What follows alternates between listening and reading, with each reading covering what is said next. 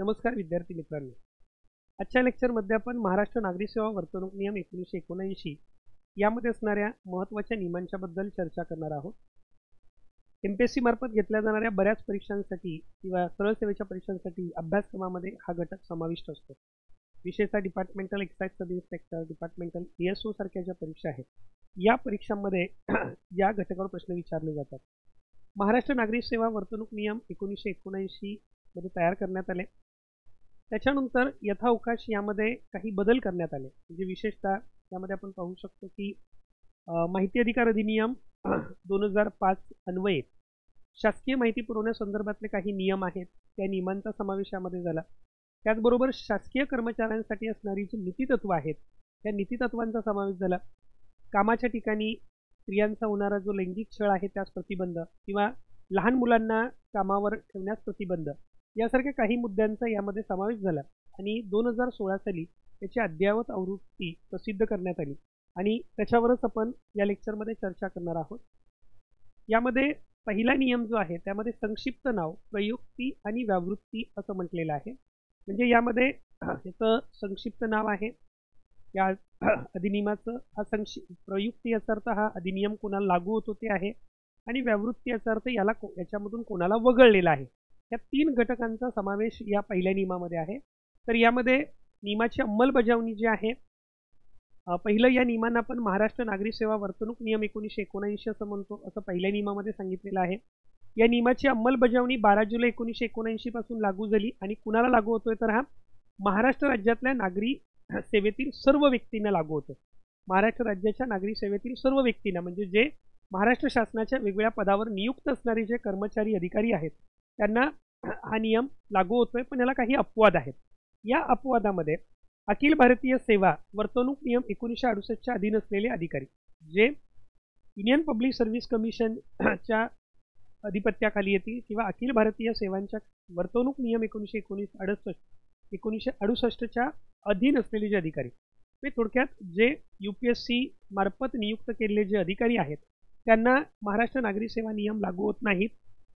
त्याचबरोबर महाराष्ट्र ग्राम पोलीस अधिनियम 1967 अन्वये पोलीस पाटील म्हणून नियुक्त केलेल्या व्यक्तींना फक्त याच्यातले नियम क्रमांक 2, 3, 5, 6, 11, 15, 19, 29 आणि 30च लागू होतात. सर्व नियम त्यांना लागू होत नाहीत. तर याच्यामध्ये लक्षात आले सर्वांच्या संक्षिप्त नाव काय आहे? महाराष्ट्र नागरी सेवा वर्तणूक नियम 1979 लागू कधी झालेत? 12 जुलै 1979. कोणाला लागू होतात? तर महाराष्ट्र राज्याच्या नागरी सेवेतील सर्व व्यक्तींना, म्हणजे ज्या व्यक्ती महाराष्ट्र राज्यामध्ये नियुक्त आहेत म्हणजेच महाराष्ट्र राज्यातल्या नागरी सेवेमध्ये वेगवेगळ्या पदावर नियुक्त आहेत अशा सर्व व्यक्तींना लागू होतात. फक्त अपवाद आहे तो म्हणजे अखिल भारतीय सेवा नियम 1968च्या अधीन असलेले जे सर्व अधिकारी आहेत त्यांना हे नियम लागू होत नाहीत. आणि महाराष्ट्र ग्राम पोलीस अधिनियम 1967 अन्वये पोलीस पाटील म्हणून नियुक्त केलेल्या व्यक्तींना मधले फक्त नियम क्रमांक 2, 3, 5, 6, 11, 15, 19, 29 आणि 30 लागू होतात. त्याच्यानंतर नियम क्रमांक 2 जो आहे त्याच्यामध्ये महत्त्वाच्या व्याख्या दिलेल्या आहेत. परीक्षेच्या दृष्टिकोनातून हा जो नियम आहे हा अतिशय महत्त्वाचा आहे. त्याच्यावर हमखास प्रश्न विचारला जातो. त्यामध्ये पहिली व्याख्या शासन, महाराष्ट्र शासन ही आहे. दुसरी शासकीय कर्मचारी आपण पाहिलं. महाराष्ट्र राज्याच्या नागरी सेवेत किंवा पदावर नियुक्त कोणतीही व्यक्ती अशी व्याख्या आहे. अगदी साधी सोपी व्याख्या आहे. महाराष्ट्र राज्याच्या नागरी सेवेत किंवा पदावर नियुक्त कोणतीही व्यक्ती. महत्त्वाची व्याख्या आहे कुटुंबीय. याच्यावर परीक्षेला प्रश्न विचारला जातो. कुटुंबियामध्ये कोणाचा समावेश होतो, कोणाचा समावेश होत नाही. तर यामध्ये पती पत्नी न्यायालयाच्या आदेशाने विभक्त झालेली व्यक्ती ओळखतो. पती पत्नी जर समजा पती सेवेमध्ये रुजू आहे तर पत्नी त्याच्या कुटुंबियामध्ये समाविष्ट होईल. पत्नी सेवेत रुजू आहे तर पती त्याच्या कुटुंबियामध्ये समाविष्ट होईल. पूर्णतः अवलंबून असलेले मुले, मुली आणि सावत्र मुले देखील. फक्त सावत्र मुलांच्या बाबतीतची एक दुसरी तरतूद आहे. जर समजा त्यांची अभिरक्षा त्या व्यक्तीकडे नसेल तर त्या मुलांचा समावेश त्याच्यामध्ये कायद्याने समजा ती अभिरक्षा त्या सावत्र मुलांची त्या व्यक्तीकडे दिली नसेल तर त्या मुलांचा समावेश मात्र यामध्ये होत नाही. रक्ताच्या नात्याने किंवा विवाह संबंधामुळे संबंधित आणि पूर्णतः अवलंबून असलेल्या अन्य व्यक्ती म्हणजे रक्ताच्या नात्याने जोडलेले आहेत. मग आईवडील असतील, नातवंड असतील, यासारख्या अन्य व्यक्तींचा समावेश सुद्धा कुटुंबियामध्ये होतो. यामध्ये पुढे आपण थोडीशी आणखी सविस्तर हा नियम बघूया. यामध्ये साहजिकच नियमांचा उद्देश जो आहे तो वेगळ्या व्याख्या आपल्याला समजून घ्यायच्या. पहिली व्याख्या आपण पाहिलेली होती की शासन म्हणजे महाराष्ट्र शासन, शासकीय कर्मचारी म्हणजे महाराष्ट्र राज्याच्या नागरी सेवेमध्ये किंवा पदावर नियुक्त केलेली कोणतीही व्यक्ती. आणि याच्यामध्ये हा एक महत्त्वाचा मुद्दा आपल्या लक्षात घ्यायचा आहे. यात अशी व्यक्ती समाविष्ट आहे जिची सेवा कंपनी, महामंडळ, स्थानिक प्राधिकरण किंवा इतर कोणत्याही शासनाकडे सोपवलेली आहे, जरी तिचे वेतन राज्याच्या एकत्रित निधीतून दिले जात नसले तरी. म्हणजे शासनाची जी शासनाच्या पदावर असणारी नागरी सेवेमध्ये किंवा पदावर नियुक्त असलेले कर्मचारी किंवा व्यक्ती यामध्ये समाविष्ट आहेत. त्याचबरोबर वेगवेगळ्या जी कंपनी, महामंडळ, स्थानिक प्राधिकरण आणि इतर कोणत्याही शासनाकडे सोपवलेली आहे. म्हणजे जे शासनाची जी महामंडळ असतील, स्थानिक प्राधिकरण असतील, शासनाच्या ज्या ONGC सारख्या कंपन्या असतील, अर्थात राज्य शासनाच्या बाबतीत इथे महाराष्ट्र शासनाचे कर्मचारी असं म्हटलेलं आहे. त्याच्यामुळे वेगवेगळ्या ज्या शासनाची जी वेगळी मंडळं वगैरे आहेत त्यांच्यामध्ये नियुक्त असलेले कर्मचारी सुद्धा यामध्ये समाविष्ट असतील. पुढची व्याख्या कुटुंबियामध्ये आपण पाहिलेलं होतं की कुटुंबीय या संकल्पनेमध्ये याच्यावर प्रश्न विचारला जातो. या घटकावर प्रश्न विचारताना शासकीय कर्मचाऱ्यामध्ये कोणाचा समावेश होतो असं सांगितलं जातं. 4 पर्याय दिले जातील. समजा तुम्हाला महाराष्ट्र राज्याच्या नागरी सेवेमध्ये किंवा पदावर नियुक्त असलेली व्यक्ती कंपनी, महामंडळ, स्थानिक प्राधिकरण किंवा इतर कोणत्याही शासनाकडे ज्या गोष्टीची सेवा कंपनीची जिची सेवा सोपवलेली आहे अशी संस्था यांचा समावेश होतोय. खाजगी कंपनी असेल, खाजगी संस्था असेल तर त्याचा समावेश शासकीय कर्मचाऱ्यांमध्ये होणार नाही. तसंच कुटुंबीय यांच्यामध्ये तुमच्या लक्षात येईल की कुटुंबियांच्या बाबतीमध्ये शासकीय कर्मचाऱ्याची पती पत्नी जरी तो किंवा ती त्याच्यासोबत राहत नसली तरी सुद्धा त्यांचा समावेश हा, जर ती शासकीय कर्मचाऱ्याची पती किंवा पत्नी आहे तर त्यांचा समावेश कुटुंबियामध्ये होतो. म्हणजे पती सेवेत असेल तर पत्नीचा, पत्नी सेवेत असेल तर पतीचा. शासकीय कर्मचाऱ्यावर पूर्णपणे अवलंबून असलेला मुलगा, मुलगी, सावत्र मुलगा किंवा सावत्र मुलगी. त्याच्यानंतर शासकीय कर्मचाऱ्यांशी किंवा त्याच्या पत्नी, पतीशी रक्ताच्या नात्याने किंवा विवाहामुळे संबंधित असलेली आणि पूर्णपणे अवलंबून असलेली इतर कोणती व्यक्ती यांचा समावेश कुटुंबियामध्ये होतो. कोणाचा समावेश होतो असं म्हटलं तर ह्या 3 घटकांचा समावेश होतोय.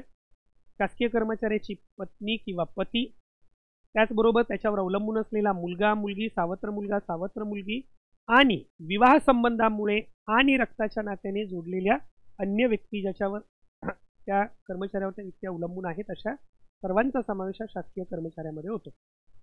त्याच्यानंतर या ठिकाणी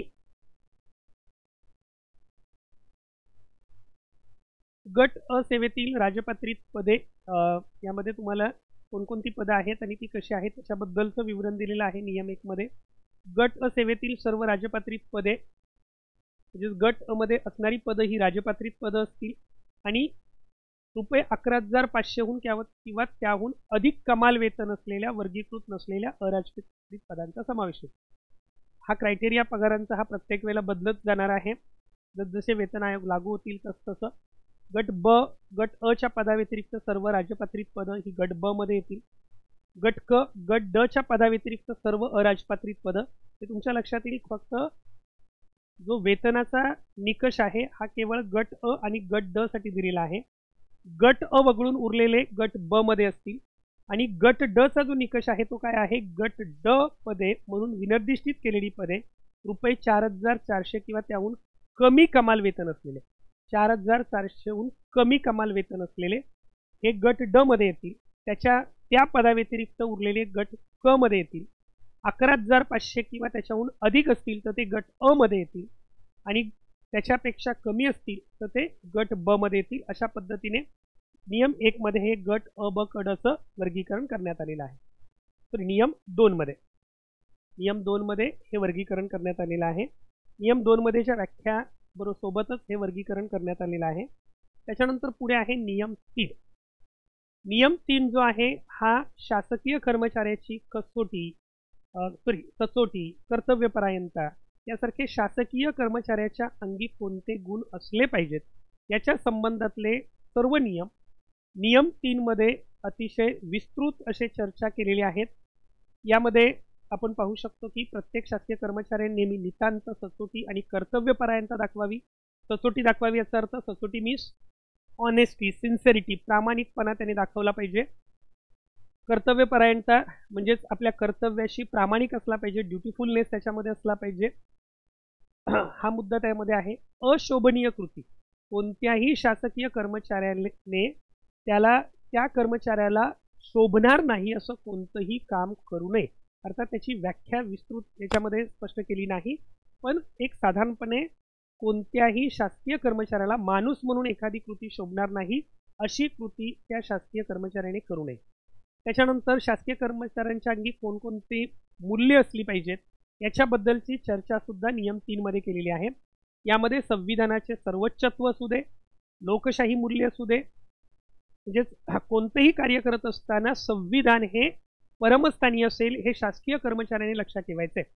म्हणजे ज्यावेळेला कर्तव्य बजावत असताना अनेक वेगवेगळे प्रसंग असे येतात की ज्या ठिकाणी बऱ्याचदा आपले हितसंबंध मध्ये येऊ शकतात किंवा काही राजकीय दबाव येऊ शकतात, राजकीय हस्तक्षेप असू शकतात. अशा वेळेला शासकीय कर्मचाऱ्याने संविधानाचं सर्वोच्चत्व लक्षात ठेवलं पाहिजे. संविधान हे परमश्रेष्ठ मानलं पाहिजे.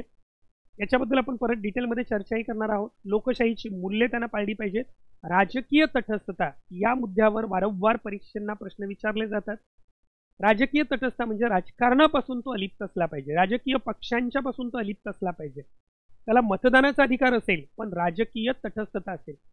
उत्तरदायित्व, जी त्याची उत्तरदायित्व आहे हे त्याची जाणीव असली पाहिजे. त्याच्या कामामध्ये पारदर्शकता असली पाहिजे. सौजन्य, निपक्षपातीपणा यासारखी मूल्ये त्याने सांभाळली पाहिजेत.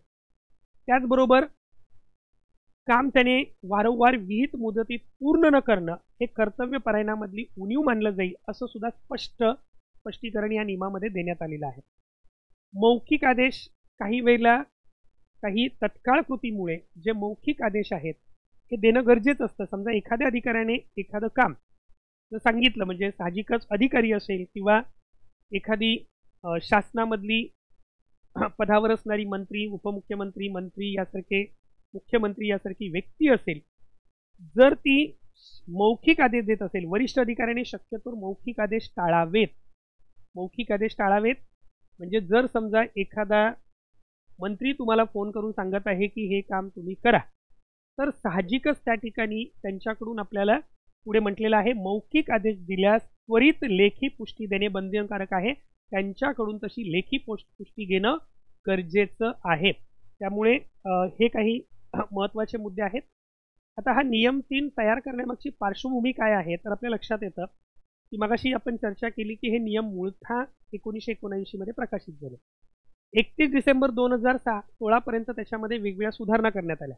त्या सुधारणांच्या मध्ये जसं मगाशी म्हटलं शासकीय कर्मचाऱ्यांसाठी नीतितत्व असतील, माहिती अधिकार अधिनियम 2005 अन्वये माहिती पुरवण्याची कार्यपद्धती असेल किंवा कामाच्या ठिकाणी होणाऱ्या महिलांचा छळ असेल त्याबद्दल प्रतिबंध असेल, लहान मुलांना कामावर ठेवण्यास प्रतिबंध असेल, यासारख्या अनेक तरतुदी कालानुरूप करणं गरजेचं होतं. त्यामुळे ही सुधारित आवृत्ती पूर्ण करण्यात आली. आणि मग या नियमामधली म्हणजे कलम 3 मध्ये साहजिकच या ठिकाणी महत्त्वाची जी मानकं स्थापन केलेली आहेत ती कोणती, शासकीय कर्मचाऱ्यासाठी नैतिक आणि वर्तणुकीची मानकं हे नियम 3 स्थापित करतं. नियम 3चं महत्त्व काय असा समजा तुम्हाला प्रश्न विचारला तर सगळ्यात महत्त्वाचा मुद्दा काय सांगाल, शासकीय कर्मचाऱ्यासाठी नैतिक म्हणजे नीतिमत्ता, म्हणजे थोडक्यात जे मॉरली करेक्ट आहे, चांगल्या गोष्टी चांगलं वाईट हे ओळखता आलं पाहिजे आणि त्याची वर्तणूक जी आहे शासकीय कर्मचारी म्हणून कशी आदर्शवत असली पाहिजे याचे स्टँडर्ड्स या नियमामध्ये ठरवले आहेत. थोडंसं विस्तृत हा नियम आपण वाचूया. याच्यामध्ये काही कर्तव्य आहेत, मी याचं थोडंसं वर्गीकरण केलेलं आहे त्या कर्तव्यानुसार, कारण परीक्षक तसाही प्रश्न विचारू शकतो. याच्यामध्ये जी मूलभूत कर्तव्य आहेत शासकीय कर्मचाऱ्याची मूलभूत कर्तव्य ही कोणती असली पाहिजेत तर पहिली गोष्ट नितांत सचोटी राखणं. यामधला शब्द खूप महत्त्वाचा आहे, नितांत सचोटी. कमालीचा प्रामाणिकपणा शासकीय कर्मचाऱ्यामध्ये असणं अपेक्षित आहे. Maintain absolute integrity. Integrity means honesty, प्रामाणिकपणा त्यामध्ये असला काय पाहिजे. कर्तव्यपरायणता ठेवणं, बी डिवोटेड टू ड्युटी, आपल्या कार्याप्रती अगदी तो 100% समर्पित असला पाहिजे. शासकीय कर्मचारी हा शासनाचा 24 तास सेवक असतो हे विधान त्याच्या लक्षात असलं पाहिजे. शासकीय कर्मचाऱ्याला अशोभनीय वाटेल असे कोणतेही कृत्य न करणे.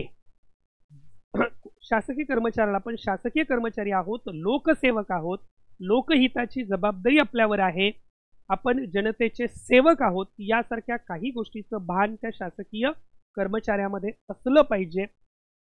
आणि जर एखादा कर्मचारी वारंवार विहित वेळेत काम पूर्ण करत नसेल, जर त्याला अनेकदा रिमाइंडर दिले जात असतील, त्याला पुन्हा पुन्हा ते सांगितलं असेल आणि दिलेल्या कालमर्यादेत, विहित केलेल्या कालमर्यादेत जर त्याचं काम पूर्ण होत नसेल, तर ही त्याच्या कर्तव्यपरायणतेतली कमतरता मानली जाईल.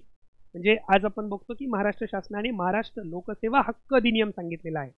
महाराष्ट्र लोकसेवा हक्क अधिनियम आहे, त्याचबरोबर माहितीचा अधिकार अधिनियम 2005 आहे. या दोन्ही नियमामध्ये शासकीय कर्मचाऱ्याला दिलेलं विहित काम वेळेत पूर्ण करणं नितांत गरजेचं आहे, हे आपल्या लक्षात येतं.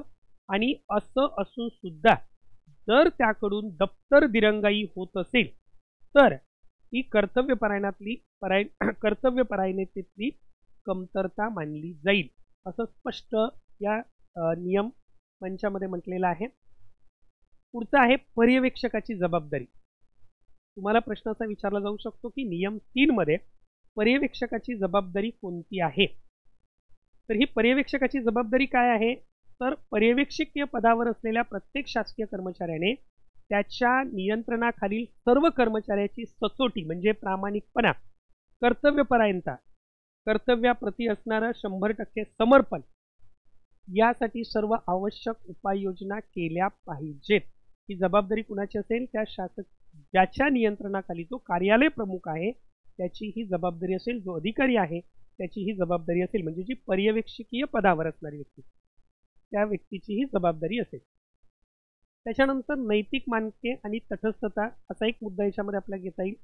नैतिक मानके याचा अर्थ थोडक्यात इथिकल स्टँडर्ड्स जे आहेत, इथिकल स्टँडर्ड्स जे आहेत त्याच्यामध्ये संविधानाचे आणि लोकशाही मूल्याचे संरक्षण करणे, भारताचे सार्वभौमत्व आणि एकात्मता राखणे. भारताचे सार्वभौमत्व आणि एकात्मता राखणे हे दोन शब्द खूप महत्त्वाचे आहेत. शासकीय कर्मचारी हा भारतीय संविधानाप्रती प्रामाणिक असलाच पाहिजे. भारताच्या सार्वभौमत्वाच्या बाबतीमध्ये तो अतिशय कटाक्ष असला पाहिजे, अतिशय दक्ष असला पाहिजे. त्याच्या कोणत्याही कृतीने देशाच्या सार्वभौमत्वाला किंवा एकात्मतेला बाधा येता कामा नये, ही बाब त्यानं लक्षात घेणं गरजेचं आहे.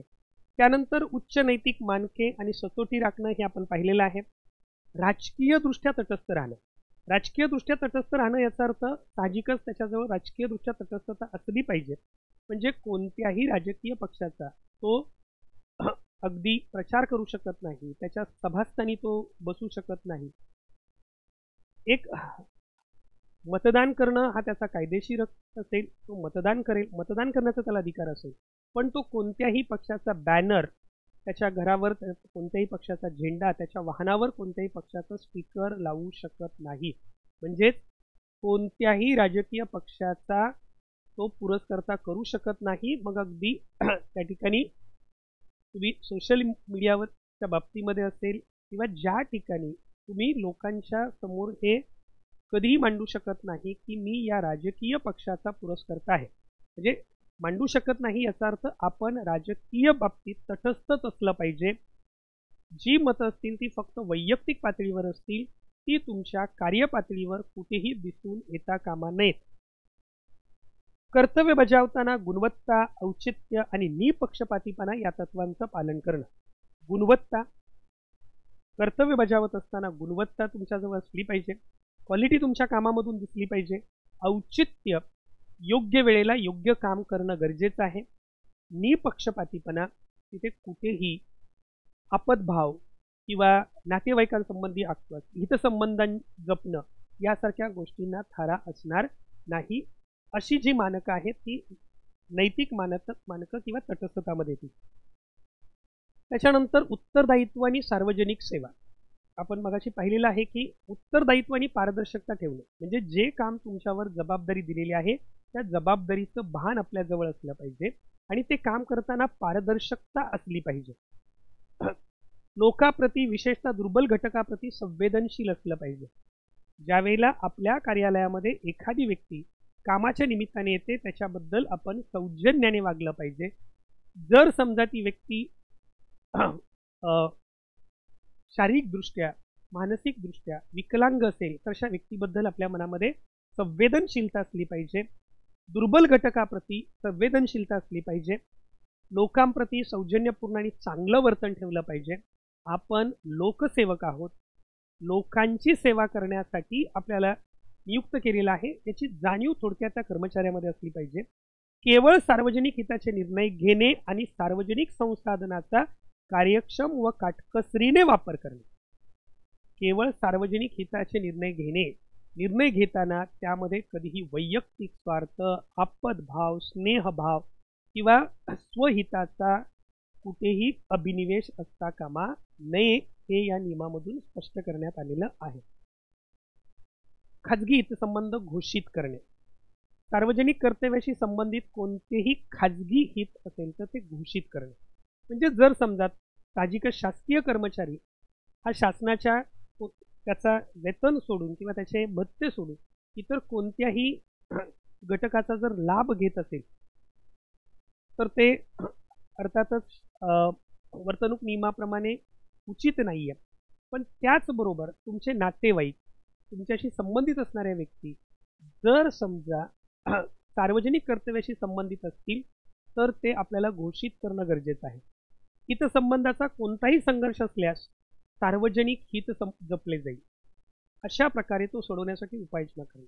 समजा एखादा निर्णय घेत असताना तुमचे हितसंबंध मध्ये येत असतील तर हितसंबंध महत्त्वाचे की सार्वजनिक हित महत्त्वाचं या गोष्टी ज्या आहेत हे आपण विचारात घेणं गरजेचं आहे आणि सार्वजनिक हिताला प्राधान्य देणं गरजेचं आहे. कार्यालयातील कर्तव्यावर परिणाम करणाऱ्या कोणत्याही व्यक्तीच्या किंवा संघटनेच्या आर्थिक बंधनामध्ये स्वतःला गुंतवून न घेणं. म्हणजे जी राजकीय तटस्थता आपण पाहिलेलं होतं, कार्यालयातील कर्तव्यावर परिणाम करणाऱ्या कोणत्याही व्यक्तीच्या किंवा संघटनेच्या आर्थिक बंधनामध्ये स्वतःला गुंतवून घ्यायचं नाही की ज्यामुळे तुम्हाला कार्यालयात काम करण्यासाठी म्हणजेच साहजिकच तुम्ही आर्थिक संबंध तसे बाळगले नाही पाहिजेत की ज्या आर्थिक संबंधामुळे तुम्हाला त्या ज्या आर्थिक संबंधामुळे तुम्हाला तुमचं कर्तव्य पार पाडताना कुठेतरी सचोटी दाखवता येणार नाही असे आर्थिक संबंध जे आहेत त्या आर्थिक बंधनामध्ये आपण स्वतःला गुंतवून घ्यायचं नाही. त्याच्यानंतर पदाचा गैरवापर टाळणे. आपल्या पदाचा गैरवापर टाळला पाहिजे. म्हणजे साहजिकच गैरवापर याचा अर्थ स्वतःसाठी, स्वतःच्या कुटुंबांसाठी, मित्रांसाठी, स्वकीयांसाठी किंवा आप्त जन जे आहेत अशा लोकांसाठी आर्थिक किंवा भौतिक लाभ मिळवण्यासाठी आपल्या पदाचा वापर करू नये. आपल्या पदाचा वापर म्हणजे थोडक्यात आपल्या भाषेत वशिला वगैरे हा प्रकार जो आहे हा आपल्याकडून होता कामा नये. फक्त गुणवत्तेनुसारच निवड, निर्णय आणि शिफारसी कराव्यात. ज्यावेळेला तुम्हाला निर्णय घ्यायचा आहे त्यावेळेला किंवा निवड करायची आहे, समजा तुम्हाला एखाद्या कर्मचाऱ्याची निवड करायची आहे, तुम्ही मुलाखतकार वगैरे आहात, तर ही निवड करत असताना गुणवत्ता हा एकच निकष तुमच्या समोर असला पाहिजे. त्यामध्ये तुमचे हितसंबंध आड येता कामा नये. कोणतीही विशेषतः समाजातील गरीब आणि वंचित घटकांशी भेदभाव न करता निपक्षपातीपणे काम करणं या गोष्टी तुम्हाला सांभाळल्या पाहिजेत. म्हणजे पदाचा गैरवापर आपण टाळला पाहिजे. त्याच्यानंतर कायद्याचं पालन.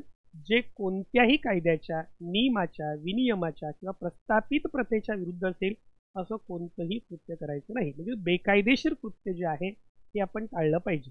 कर्तव्य बजावताना शिस्तबद्ध राहणं आणि कायदेशीर आदेशांचं पालन करणं हे आपल्यासाठी सक्तीचं असेल. माहितीची गोपनीयता. आपल्या पदाच्या कर्तव्यादरम्यान उघड झालेल्या माहितीची गोपनीयता राखणं. आपल्या पदाच्या कर्तव्यादरम्यान उघड झालेली जी काही माहिती असेल आणि ती गोपनीय ठेवणं आवश्यक आहे तर त्या माहितीची गोपनीयता राखली गेली पाहिजे. माहिती उघड गेल्याने तर देशाच्या सार्वभौमत्व, एकात्मता, राज्याची सुरक्षा किंवा परदेशी संबंधावर नकारात्मक परिणाम होऊ शकतो. अशा माहितीबद्दल विशेषतः गोपनीयता ठेवणं गरजेचं आहे. ज्या माहितीमुळे जी माहिती समजा बाहेर आली तर देशाच्या सार्वभौमत्वाला, एकात्मतेला, सुरक्षेला किंवा परदेशी संबंधावर त्याचा नकारात्मक परिणाम होत असेल प्रतिकूल परिणाम होत असेल तर अशी माहिती त्या शासकीय कर्मचाऱ्याने गोपनीय ठेवली पाहिजे. त्यानंतर त्याचं थोडंसं याच्यातल्या काही नियमांचं आपल्या वर्गीकरण करता येईल. व्यावसायिकता आणि समर्पण. उच्च दर्जाच्या व्यावसायिकतेने आणि आपल्या सर्वोत्तम क्षमतेनुसार कर्तव्य पार पाडणं गरजेचं आहे. या नियमातील तरतुदींचं पालन करून शासकीय कर्मचाऱ्याने सार्वजनिक सेवेमध्ये उच्च नैतिक मानके आणि नैतिक आचरण सुनिश्चित करणं गरजेचं आहे. तर अशा पद्धतीने ह्या नियम 3 मधल्या काही महत्त्वाच्या तरतुदी आहेत. त्या नियम 3 मधल्या ज्या तरतुदी आहेत त्याच्यावर थोडंसं व्यवस्थित आपण चर्चा केलेली आहे. त्याच्यावर परीक्षेला वारंवार प्रश्न विचारले जातात. नियम 4 जो आहे हा जवळच्या नातेवाईकांची कंपन्यामध्ये नियुक्ती. पदाचा वापर करून शासकीय कर्मचाऱ्याने आपल्या कुटुंबियांना कंपनी किंवा भागीदारी संस्थेत नोकरी मिळवू देऊ नये. म्हणजे जर तुम्ही त्या पदावर आहात आणि मग अशा वेळेला त्या शासकीय कर्मचाऱ्याने आपल्या पदाचा वापर करून आपल्या कुटुंबियांना भागीदारी संस्थेत नोकरी मिळवून द्यायची नाही. जर समजा तसं काही असेल तर गट अ किंवा गट ब अधिकाऱ्याने शासनाशी व्यवहार करणाऱ्या कोणत्याही कंपनीत किंवा संस्थेत आपल्या कुटुंबियांना नोकरी स्वीकारण्यासाठी शासनाची पूर्व मान्यता घ्यावी लागेल. हितसंबंध. कर्मचारी किंवा त्यांच्या कुटुंबियांचा हितसंबंध असलेल्या कंपनी किंवा संस्थेशी संबंधित बाबीवर व्यवहार करू नये आणि असे प्रकरण वरिष्ठांकडे पाठवावे. म्हणजे तुम्ही काम करत असताना समजा एखादं प्रकरण असं आलं की ज्याच्यामध्ये तुमच्या कुटुंबियांचे किंवा तुमचे हितसंबंध गुंतलेले आहेत किंवा कुटुंबियांचे हितसंबंध आहेत, तर अशी कोणतीही बाब असेल तर ती आपल्या वरिष्ठांच्या निदर्शनास आणून देणं गरजेचं आहे. ती वरिष्ठांच्याकडे पाठवणं आवश्यक आहे.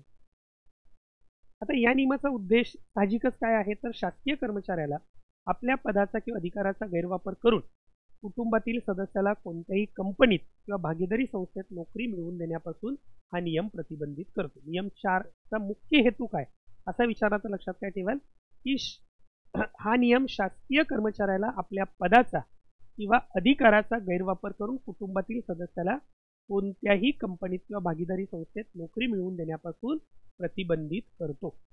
सार्वजनिक हिताचं रक्षण. या नियमामुळे हे सुनिश्चित होतं की शासकीय निर्णय हे वैयक्तिक लाभासाठी किंवा वैयक्तिक लाभावर आधारित नसून सार्वजनिक हिताचे रक्षण करतात. शासकीय निर्णय घेत असताना वैयक्तिक लाभ बाजूला ठेवावा लागतो. सार्वजनिक हिताला प्राधान्य द्यावं लागतं हे आपल्या लक्षात येतं. याच्यामधली महत्त्वाची प्रोव्हिजन आहेत ती आपण पाहिली की पदाचा गैरवापर करून आपल्या पदाचा गैरवापर करून कोणताही शासकीय कर्मचारी वशिल्याचा प्रत्यक्ष किंवा अप्रत्यक्ष वापर आपल्या कुटुंबियांना कोणत्याही कंपनीत किंवा भागीदारी संस्थेत नोकरी मिळवून देण्यासाठी करू शकत नाही. हा सगळ्यात महत्त्वाचा मुद्दा याच्यामधला आहे. त्याच्यानंतर दुसरं आपण त्याच्यामध्ये पाहिलेलं होतं की गट अ आणि गट ब च्या अधिकाऱ्यांसाठी गट ब आणि गट ब च्या अधिकाऱ्याने शासनाशी कार्यालयीन व्यवहार करणाऱ्या कोणत्याही कंपनीत किंवा भागीदारी संस्थेत त्याच्या कुटुंबातल्या व्यक्तीला नोकरी स्वीकारण्याची परवानगी देण्यासाठी शासनाची पूर्वमान्यता घेणं आवश्यक आहे. तात्पुरती नोकरी. जर तातडीच्या प्रती पूर्वपरवानगी घेणे शक्य नसेल तर तात्पुरती नोकरी स्वीकारता येते, परंतु त्याबद्दल शासनाला ताबडतोब कळवणं आवश्यक असतं. शासनाला कळवण्याची जबाबदारी ही साहजिकच ही बाब जी आहे ती गट अ गट ब च्या अधिकाऱ्यांसाठी आहे. गट अ किंवा गट ब अधिकाऱ्याला त्याच्या कुटुंबियाने अशा कंपनीत नोकरी स्वीकारण्याचे कळले तर त्याने शासनाला त्वरित माहिती दिली पाहिजे आणि त्या कंपनीशी त्याचे कार्यालयीन व्यवहार आहेत की नाही हे देखील त्यांनी कळवलं पाहिजे. यामध्ये महत्त्वाचा मुद्दा आहे हितसंबंधांचा संघर्ष होतो. कोणताही शासकीय कर्मचारी अशा कंपनीशी भागीदारी संस्थेशी किंवा व्यक्तीशी संबंधित बाबीवर व्यवहार करणार नाही. तिथे तो स्वतः किंवा त्याचा कुटुंबीय नोकरी करत असेल किंवा हितसंबंध जोडलेला असेल अशा ठिकाणी तो आर्थिक व्यवहार करणार नाही. ही महत्त्वाची गोष्ट आहे. प्रकरण वरिष्ठांकडे सोपवणे. अशा परिस्थितीत कर्मचाऱ्याने ती बाब त्याच्या कार्यालयीन वरिष्ठाकडे पाठवणं बंधनकारक आहे आणि पुढील कार्यवाही वरिष्ठांच्या निर्णयानुसार केली जाईल. नियम 5 जो आहे तो राजकारण आणि निवडणुका यांच्या संदर्भात आहे. आपण नियम 2 मध्ये पाहिलेलं होतं की यामध्ये नियमांच्या मध्ये आपण नियम 3 मध्ये पाहिलेलं होतं की जो शासकीय कर्मचारी आहे हा राजकीय दृष्ट्या तटस्थ असला पाहिजे. नियम 3 मध्ये आपण पाहिलं होतं की राजकीय कर्मचारी हा शासकीय दृष्ट्या तटस्थ असला पाहिजे. त्याच्याच अनुषंगाने नियम 5 सुद्धा आपण पाहू शकतो.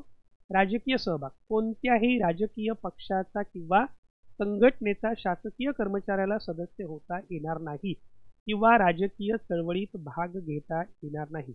कोणत्याही राजकीय आंदोलनात तुम्हाला सहभागी होता येणार नाही. कर्मचाऱ्याला मतदान करण्याचा हक्क आहे, परंतु त्याने आपले मत उघड करू नये. त्याला मतदानाचा हक्क आहे, पण मी अमुक पक्षाला मतदान केलं किंवा इतरांना सुद्धा तो प्रवृत्त करू शकत नाही. मत देण्यापासून प्रवृत्तही करू शकत नाही, परावृत्तही करू शकत नाही. तो फक्त आपला मतदानाचा हक्क बजावतो. निवडणुकीत प्रचार करण्यास, हस्तक्षेप करण्यास किंवा त्यासाठी वजन वापरण्यास सुद्धा मनाई आहे. वाहनावर किंवा निवासस्थानावर कोणतेही निवडणूक चिन्ह लावू नये म्हणजे नियमांचे उल्लंघन आहे. हा एक महत्त्वाचा मुद्दा आपल्याला या ठिकाणी लक्षात घ्यावा लागतो. अशा पद्धतीने नियम 5 मधल्या ज्या तरतुदी आहेत, सगळ्यात महत्त्वाचा उद्देश असा आहे की निवडणुकीत भाग घेण्यापासून प्रतिबंधित करणं, प्रशासनात निपक्षता आणि राजकीय तटस्थता राखणं, यासाठी हा नियम 5 महत्त्वाचा आहे. राजकीय पक्षात संबंध ठेवण्यास मनाई आहे. राजकीय चळवळीमध्ये सुद्धा सहभागी होण्यास मनाई आहे.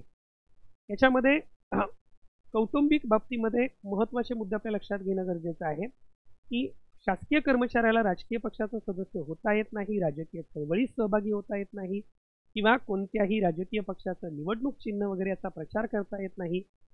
स्वतः तो मतदान करू शकतो, पण स्वतःचं मत उघड करू शकत नाही.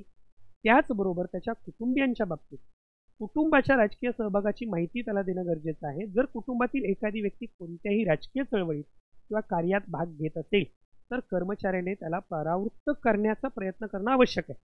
जर समजा तुम्ही शासकीय पदावर आहात आणि तुमचा भाऊ किंवा घरातील इतर कोणती व्यक्ती एखाद्या पक्षाच्या पदावर आहे किंवा त्या पक्षाच्या मताचा पोषकर्ता करते, तर पहिला तुम्ही हा प्रयत्न करणं गरजेचं आहे की त्याला पक्षीय राजकारणापासून दूर होण्यासाठी तुम्ही प्रवृत्त करणं गरजेचं आहे. पण तसं होत नसेल तर शासनाला कळवण्याची जबाबदारी तुमची आहे. जर कर्मचारी कुटुंबातील व्यक्तीला परावृत्त करण्यास असमर्थ ठरला तर त्याने ताबडतोब शासनाला याची माहिती देणं बंधनकारक आहे. शासनाचा निर्णय अंतिम असेल. कोणताही पक्ष राजकीय आहे किंवा कसे याबद्दलचा शासन निर्णय अंतिम असेल. हे यामध्ये नमूद करण्यात आलेलं आहे. म्हणजेच यामध्ये लक्षात येईल तुमच्या की 2-3 गोष्टी महत्त्वाच्या आहेत. निवडणुकीतील सहभागावर प्रतिबंध आहे. कोणताही शासकीय कर्मचारी विधानसभा असू द्या, स्थानिक प्राधिकरणाच्या निवडणुका असू द्या, त्यामध्ये प्रचार करू शकणार नाही, हस्तक्षेप करू शकणार नाही किंवा आपले वजन खर्च करू शकणार नाही. शासकीय कर्मचाऱ्याला मतदान करण्याचा हक्क आहे. आपले मत मात्र तो उघड करणार नाही. गोपनीयता राखणे. मतदान करताना त्याने कोणाला मतदान केले याबाबत कोणतीही सूचना देता कामा नये. त्याचबरोबर शरीरावर, वाहनावर किंवा निवासस्थानावर निवडणूक चिन्ह लावणे हे निवडणुकीत वजन खर्च केल्याचे मानले जाईल. उमेदवाराचे नाव सुचवणे किंवा त्याला अनुमोदन देणे हे सुद्धा निवडणुकीत भाग घेणे मानले जाईल. त्याच्यानंतर नियम 6 जो आहे हा निदर्शने आणि संप यांच्या संदर्भात आहे. निदर्शने देशाच्या सार्वभौमत्वाला, एकात्मतेला, सुरक्षिततेला किंवा सार्वजनिक सुव्यवस्थेला बाधा ठरणारे किंवा बाधक ठरणाऱ्या निदर्शनामध्ये त्याने भाग घेऊ नये. नोकरीशी संबंधित कोणत्याही प्रकारच्या संपाचा अवलंब करू नये किंवा त्याला प्रोत्साहन देऊ नये. संपाचा अवलंब करू नये हा एक मुद्दा लक्षात घेणं गरजेचं आहे. अपवाद. जर कायद्याने स्पष्टपणे परवानगी दिल्या संपात मात्र त्याला भाग घेण्यास प्रतिबंध नाही. जर कायद्याने परवानगी दिलेली आहे तर अशा संपात तो भाग घेऊ शकतो. अन्यथा नोकरीशी संबंधित बेकायदेशीर संपामध्ये तो त्या ठिकाणी सहभागी होऊ शकत नाही किंवा त्याला प्रोत्साहन देऊ शकत नाही. साहजिकच या नियमामध्ये आपल्याला शासकीय कर्मचाऱ्याने विशिष्ट प्रकारची निदर्शनं किंवा संपामध्ये सहभागी होण्यापासून प्रतिबंध करणं हा त्याचा मुख्य उद्देश आहे. याची महत्त्वाची तरतूद अशी आहे की कोणताही शासकीय कर्मचारी अशा निदर्शनामध्ये स्वतःला गुंतवून घेणार नाही किंवा त्यात भाग घेणार नाही जी भारताच्या सार्वभौमत्वाला आणि एकात्मतेला, राज्याच्या सुरक्षिततेला, परदेशी सरकाराशी असलेल्या मैत्रीपूर्ण संबंधांना, सार्वजनिक सुव्यवस्थेला, सभ्यतेला किंवा नैतिक मूल्यांना बाधक ठरतील अशा कुठल्याही निदर्शनामध्ये शासकीय कर्मचारी स्वतःला गुंतवून घेणार नाही. संपावर प्रतिबंध. कोणताही शासकीय कर्मचारी त्याच्या नोकरीशी किंवा कोणत्याही अन्य शासकीय कर्मचाऱ्याच्या नोकरीशी संबंधित कोणत्याही बाबीसाठी कोणत्याही प्रकारच्या संपाचा अवलंब करणार नाही किंवा त्याला प्रोत्साहन देणार नाही ही तरतूद या नियमामध्ये करण्यात आलेली आहे. अपवाद. जर त्यावेळी अंमलात असलेल्या कोणत्याही कायद्यामुळे त्या संपाला मान्यता देण्यात आली असेल, परवानगी देण्यात आली असेल तर अशा संपात तो भाग घेऊ शकतो. हे नियम 6 मध्ये सांगितलेलं आहे. तर अशा पद्धतीने आपण हे पहिले 6 नियम या व्हिडिओ लेक्चरमध्ये पाहिलेले आहेत. उर्वरित नियम दुसऱ्या व्हिडिओ लेक्चरमध्ये आपण पाहू. व्हिडिओ कसा वाटला याबद्दल नक्की कळवा. त्याचबरोबर लाईक करा, चॅनलला सबस्क्राईब देखील करा. धन्यवाद.